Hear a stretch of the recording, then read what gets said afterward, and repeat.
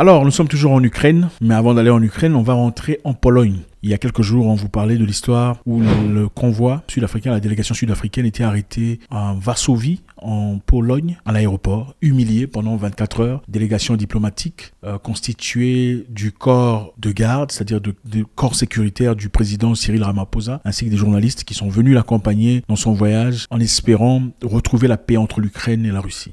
Arrivés en Pologne, ils étaient arrêtés, menacés, fouillés, comme jamais dans le passé. Et je pense qu'il est essentiel de suivre cette personne qui est très intéressante au nom de Scott Reiter. Scott Reiter est un Américain, c'est un ex-militaire, formateur des forces spéciales. C'est aussi un agent, un ex-agent d'intelligence, donc de renseignement et sécurité des États-Unis. Donc c'est quelqu'un d'assez équipé. S'il y a une personne qui puisse nous donner des certains niveaux, des vérités qu'on ne connaît pas, je pense que c'est Scott Reiter, très bien équipé. Suivant. Well, I mean, first of all, we have to.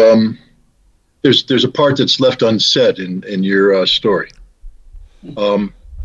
I will bet you a dime to a dollar that the vast majority of the personnel on that airplane looked more like you and less like me. Mm-hmm. All right? Poland is one of the most racist nations on the planet. The Polish people despise black people. Wow! La Pologne est l'un des pays les plus racistes du monde. Les Polonais dédaignent les Noirs ou les Polonais méprisent les Noirs. Wow! Despise them, hate them. We know this because when the Russians went into Kiev, there were a lot of African students studying in Ukrainian universities who had to flee, and they went to the Polish border and they wouldn't be let in. The Poles were like, "Nah, you ain't coming in here. We don't let people that look like you in Poland."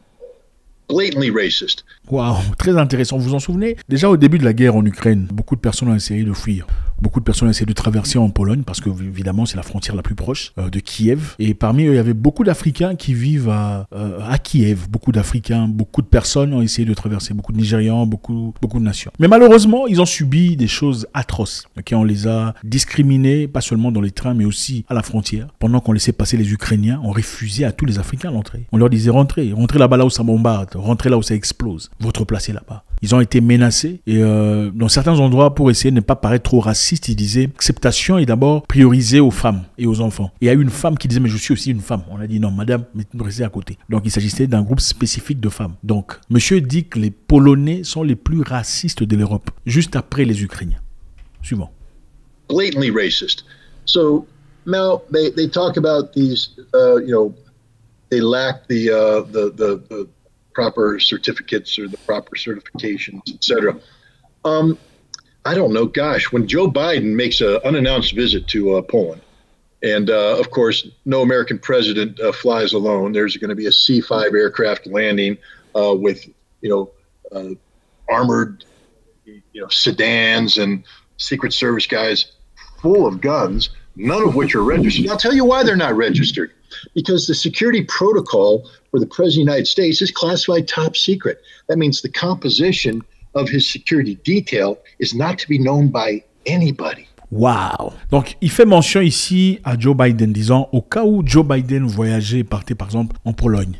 Naturellement, il ne viendrait pas seul. Il viendrait dans un voyage sans annoncer avec son équipe de sécurité et de protection. Et les outillages de l'embarquement américain qui arrive à quelconque pays ne sera pas déclaré. On ne déclare pas ce qui est comme protection de la présidence américaine dans quelconque pays. Pourquoi?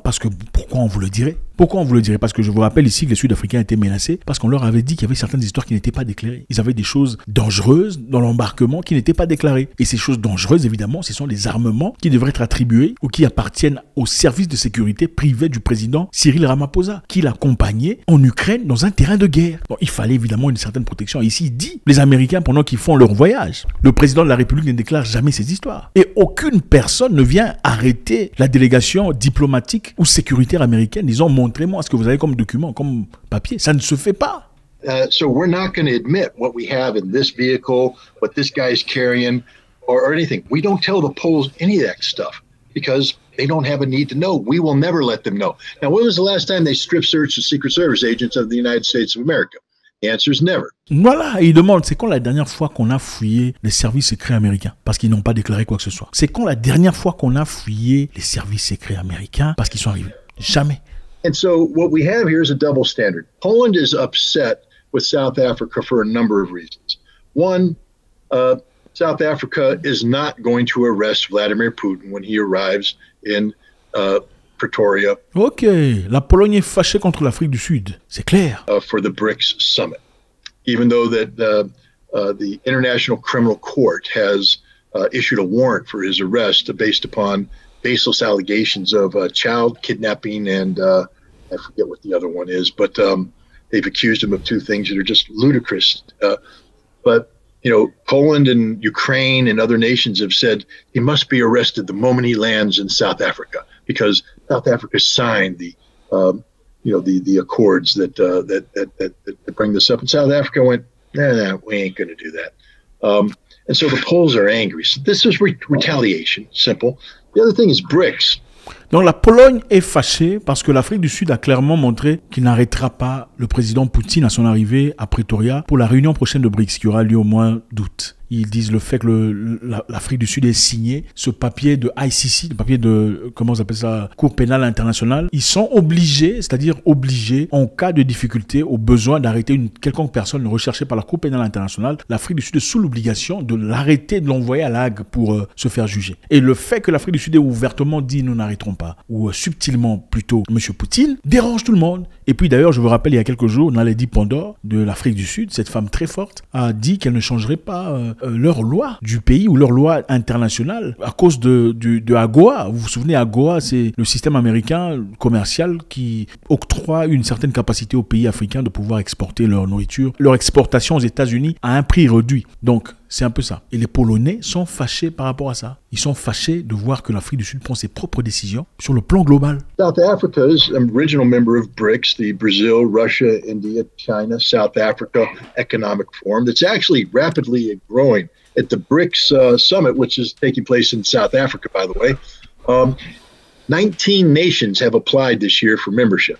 Wow, 19 nations ont fait leur application pour faire partie du BRICS. 19 nations ont fait leur application pour joindre BRICS. Très impressionnant. Including, by the way, Saudi Arabia, Iran, others, Egypt, Turkey, the whole world. And what it means is that South Africa is part of a movement that's gravitating away from the G7, NATO, Poland, Ukraine, and trying to live their lives free of the interference of the United States. So Poland's exacting their revenge. Now, here's the other thing I'll put out there. Poland didn't do this without instructions. You see, because the Poles aren't in the business of doing this on their own. The Poles were told by the United States, we'd like you to rough up the South African delegation. Send them a signal. And the Poles went, sure, we can do that because we're racist. We have no problem. Because we're going to enjoy doing this because these are black people and we don't like black people. Wow. Donc, d'après lui, les États-Unis auraient incité la Pologne de réagir ou de bouger, de menacer l'Afrique du Sud pour envoyer un message fort. Puisque l'Afrique du Sud, évidemment, est en train de se comporter de manière très indépendante, que clairement, on n'aime pas de l'autre côté du monde. Donc, qu'est-ce que vous en pensez? C'est très intéressant, je veux savoir. La première chose, il dit, la raison pour laquelle la Pologne aurait menacé ou agi de la sorte, c'est premièrement parce que l'Afrique du Sud a refusé d'arrêter Vladimir Poutine. Numéro 2, la raison pour laquelle la Pologne a réagi de la sorte, c'est parce qu'ils sont racistes. C'est parce qu'ils sont racistes. Regardez l'histoire dans le passé. Qu'est-ce qui s'est passé à Kiev? Comment ils se sont comportés à l'entrée des Africains? Beaucoup ont été menacés, frappés, rejetés, en tout cas humiliés dans un moment très difficile. Ils sont simplement racistes. Et d'après lui, ils sont plus racistes.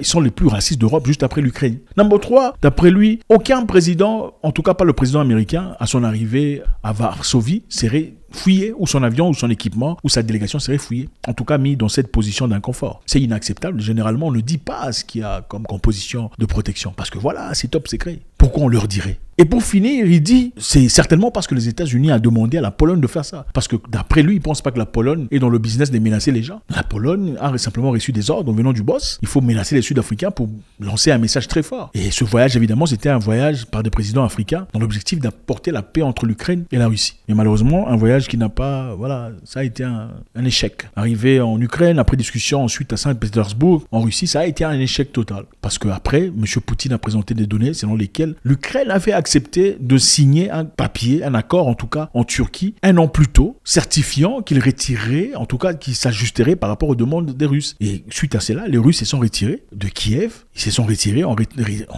retrait stratégique pour montrer de bonne foi qu'ils étaient prêts à apporter la paix, mais les Ukrainiens se sont comportés de manière opposée à ce qu'ils ont agréé comme contrat. Donc faites-nous savoir ce que vous en pensez. Comment est-ce que l'Afrique devrait réagir par rapport à ça? Parce que évidemment, si c'était un pays étranger ou dans notre continent, en tout cas le traitement aurait été différent, ça c'est évident. Comment est-ce que les Africains peuvent se comporter pour se faire respecter dans des conditions pareilles? C'est inacceptable. Un pays africain peut choisir sa destinée, sa direction. Ne peut-il pas? N'est-ce pas ça la démocratie? Donc pourquoi cela ne s'applique qu'aux pays européens, et quand il s'agit d'un pays africain qui décide de faire partie du BRICS ou de choisir son camp, là il devient sujet à la moquerie, sujet à l'humiliation et tout le bazar. Si on peut traiter un corps diplomatique comme ça, moi je vous pose la question, vous les civils, votre traitement peut être comment là-bas?